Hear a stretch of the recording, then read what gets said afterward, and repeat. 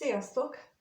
Megnézzük, hogy mit nem mond el ez a személy, akire gondoltok, miről nem beszél, de jó lenne, hogyha valamit tudnátok róla, mi jár az ő fejében, vagy éppen mind megy keresztül, amiről nem beszél, de lehet, hogy ő maga sem tudja. Ahogy szoktam, 3 különböző kártyából 3 lapot kérek, és akkor lássuk is az első kártyát. Mit nem mond el ez a személy? 3 lapot kérek. Miről nem beszél?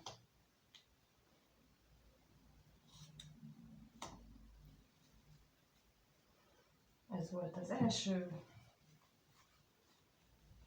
A másodikat nézzük meg. Miről nem beszél?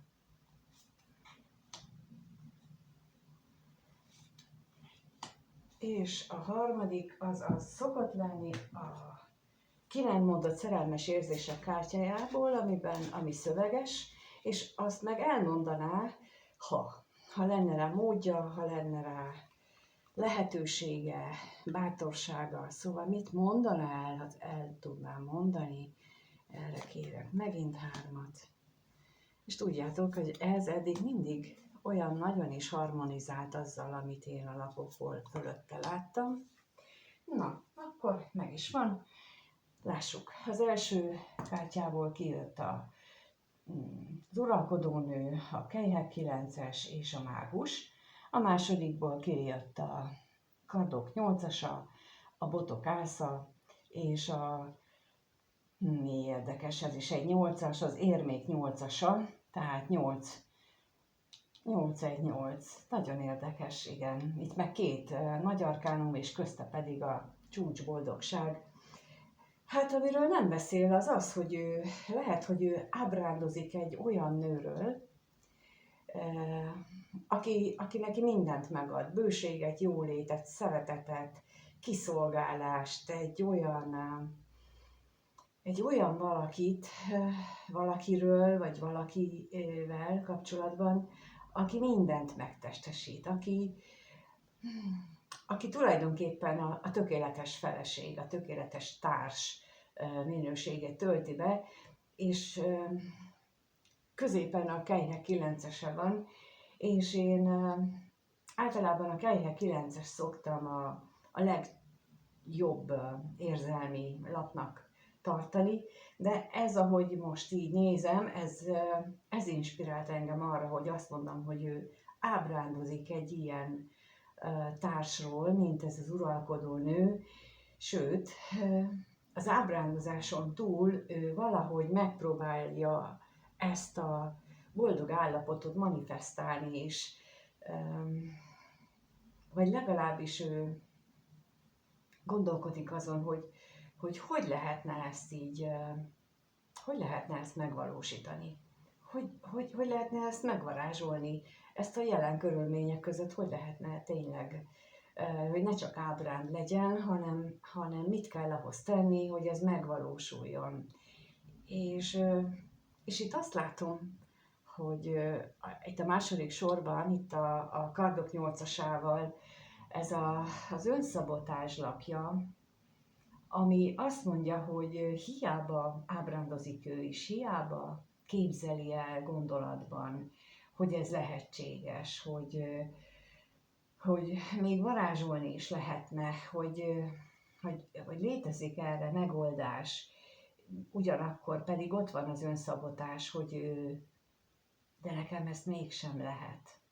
Tehát, hogy itt jön belőle, itt a lapokból ez az energia is, hogy hatalmas remény és várakozás van benne, és lendület, és minden, és úgy érzem ezt a csodás energiát, és akkor utána majd bum, a falba ütközök, mert ott van az önszabotás lapja, ami azt mondja, hogy olyan, mint amikor éjjel valami gyönyörűt álmodunk, és tényleg olyan átszellemülten, olyan nagyon kedves, mély érzéssel fölébredünk, kinyitjuk a szemünket, körülnézünk, és megállapítjuk, hogy az csak álom volt, és ez nem a valóság.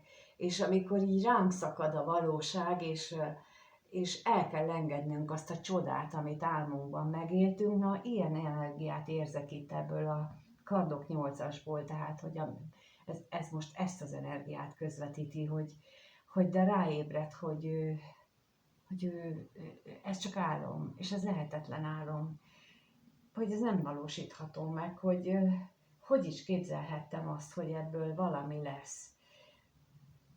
De ami engem mégis reménnyel tölt el, így most a lapokat látva, és talán őt is, már egyelőre nem azt érzem, még azt érzem, hogy ő még itt tart, hogy bum, megcsapja a valóság szele.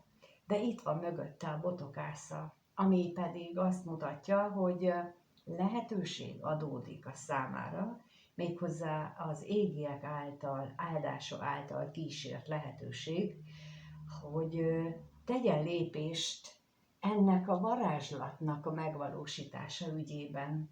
De, és itt a kardok, érmék 8-asa követi, az azt mutatja, hogy azért viszont keményen kell dolgozni, és ez mindenkire érvényes, tehát ez most ő neki, most ezt úgy érzékelem, hogy ez nem csak az ő pillanatnyi helyzetére vonatkozik, hanem a nézők között is lehetnek ilyen szituációban lévők, akik egy nagyon gyönyörű kapcsolatról ábrándoznak, és reggelente, amikor felébrednek, akkor pedig a valóság az így arcon vágja. De én itt, mivel itt kell a nap, ezért azt mondanám, hogy ne aggódjatok és ne búsuljatok, csak legyen meg a hitetek abban, hogy itt van a reménység lapja is, hogy égiek áldásával kísérve elkezdhetitek. Nem gyorsan, nem rohanva, nem holnap beteljesedve, de ha kitartóak vagytok, türelmesek is, és elkezdtek dolgozni, és nem csak várni a sült galambot. Tehát nem elég nézni egy videót, hogy most mi fog történni. Egyáltalán nem elég. Nem elég elhatározni, hogy jó, majd akkor holnap csinálom, hanem nekiállni és minden nap csinálni. Ha minden nap csak annyit csinálok, hogy este lefekvéskor végig gondolom a napot, hogy ma kihez voltam rossz, és akkor attól így gondolatban bocsánatot kérek, és hálát adok azért, hogy erre lehetőségem van, hogy bocsánatot kérjek, és hogy ma este megint egészségesen, vagy viszonylag jó állapotban fekhetek le, akkor ez egy kicsi lépés. És reggel, amikor fölkelek, akkor hálás lehetek azért, hogy ma sem fáj ez, meg ma is jól érzem magam, és ma egy új lehetőséget kapok arra, hogy még egy lépést tegyek. És látszólag ez semmit nem ér. De higgyétek el nekem, hogy ez egy hónap múlva megváltoztatja az életet. De tényleg. És ilyen pici apró lépésekkel utal nekem ez a sok érmeit, ilyen pici érmék, nem egy hangsúlyosak, nem egy dominánsak, nem ilyen nagy gazdagságot ígérők, hanem azt mondják, hogy kezd el. És lehet, hogy minden reggel erre a sivár valóságra ébredsz, de hidd el, hogy jön. Most éppen télnek indulunk neki, de én például most azt érzékelem itt, hogy a tavasz beköszöntével megérkezik ez a napsütéses világ is, ez a másik fajta világ. És ezt a személy, ezt ő nem látja, ő nem érzi. Én most így nagyon érzékelem itt ennek a reménységnek az energiáját. A 8-as lap egyébként tulajdonképpen a reménységet is kifejezi. A 8-as szám maga is a reményt is fejezi. Sokan a karmához is kapcsolják, és valóban van annyiban köze esetleg, hogy a tetteink következményeinek a 8-as szám azt mondja, hogy a tetteink következményeinek a terheit most viselnünk kell, de úgy viselt, hogy ha ezt zokszó nélkül, vagy mondjuk kis hisztivel megcsinálod, akkor utána ott van a reménység is, csak itt tedd meg a következő lépést. Tehát ez egyszerre lerakom a terhet, megoldom a karmámat, és kilépek belőle az első lépéssel. És itt minden itt van ebbe.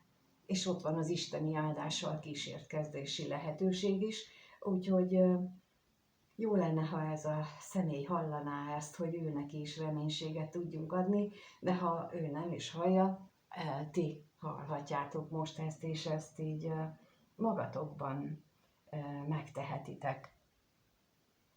És én azt tapasztaltam, hogy sokan azt hiszik, hogy a másik személy attól nem fog megváltozni, hogy most én csinálok magammal valamit, de én meg azt tapasztalom, hogy igen. Tehát, hogy így változik az én energiám hatására, változik a környezetem is, a szűkebb és a tágabb környezetem is, változik a családom, a családtagjaim energiája, változnak minden változik. Tehát, hogy így most lehet nagyképűnek hangzik, de most képzeljétek el, hogy azzal, hogy én csinálom a videót, és én elmondom nektek ezeket a dolgokat, és van, aki visszakapom, hogy ő neki milyen jó ez, akkor ez azt jelenti, hogy az én energiám hatására ő neki, vagy nektek, közületek bárkinek, ha lehet, hogy csak néhány percet, vagy néhány órát, de mégis tudok valami jót adni. Ugyanerre ti is képesek vagytok. Csak higgyétek el, úgy, ahogy én hiszek. És lehet, hogy elsőre nem megy úgy, de ez gyakorlás kérdése. Őneki is ez kellene, és akkor könnyebben tudna haladni, de én itt azt látom abban, hogy itt a remény, itt a lehetőség, és ti meg imádkozzatok érte is, hogy lássa meg ő is a lehetőséget, és ő is kapja meg az isteni áldást. És ezt megint csak nem kerül semmibe nekünk, és mégis tudunk ezért a személyért tenni, úgyhogy rajta erre biztatok mindenkit. Jó, akkor tovább megyünk és megnézzük itt a harmadik sorba, hogy mit mutatnak a lapok. Lássuk is az elsőt. Azt mondja az első lap, hogy még mindig, ebben a pillanatban is még mindig ezzel a karmikus szituációval küzd, tehát még mindig ezt a karmikus terhét próbálja ő meghaladni, letenni, megfejteni, és akkor ezen túl jutni, de igazság szerint, ha egy ilyen szituációban van, és mindannyian, akkor, amit az előbb elmondtam, ez a hit, ez a magára ragadó hit, ez meggyorsíthatja ezt a karmikus terheknek a letételét, és például az Ikerláng workshopon erről nagyon sokat beszéltem az előzőekben is, meg amit most csinálok, ilyen webeset is, tehát abban is sokat beszélek arról, hogy hogyan valósul meg az életünkben a karma, és hogyan tudjuk azt lerakni, és hogyan tudunk hozzájárulni, anélkül, hogy tudnánk pontosan, hogy mi is a karmánk egy-egy emberrel kapcsolatban, és én itt a videókban is mindig erről beszélek, ebben próbálok nektek ötleteket adni, hogy mit csináljatok, mert szinte mindenki valamilyen formában ugyanazzal küzd, nem csak és kizárólag, hanem egy-egy hasonló témája van mindenkinek. Azt gondolom, hogy, és akkor erre szoktam ötleteket adni, neki is, és akkor megint azt mondom, hogy jó lenne, ha hallaná ezt a videót, hogy ki tudjon már lépni ebből a karmikus teherből, és le tudja tenni végre ezt.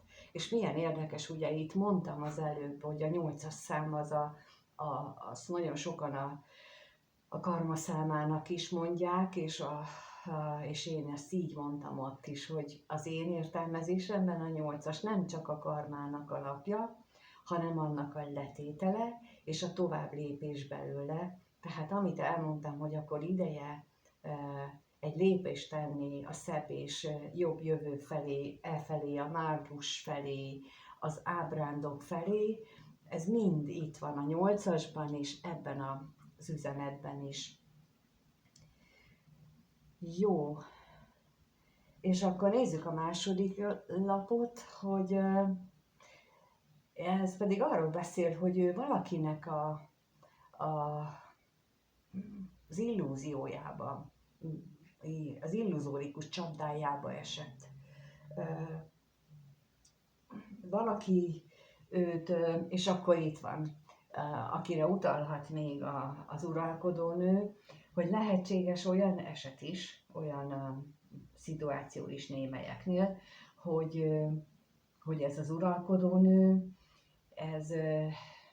ez látszólag terembőséget, látszólag hozzá el a jólétet ennek a személynek, és mint ahogy mondtam, itt is érdekes, hogy így visszaigazolja, itt is a Kejhek 9-est én ilyen illúziónak érzékeltem, és a varázslóval pedig itt azt az értelmet is kaphatjuk, hogyha illuzórikus ez az uralkodónő, ha kiderült mondjuk, utólag kiderült, hogy ez csak ilyen látvány volt az egész, például amikor hirtelen gyorsan a hív hatására a házasságot kötünk, vagy összeköltözünk valakivel, és akkor egy idő után lehull a rózsaszín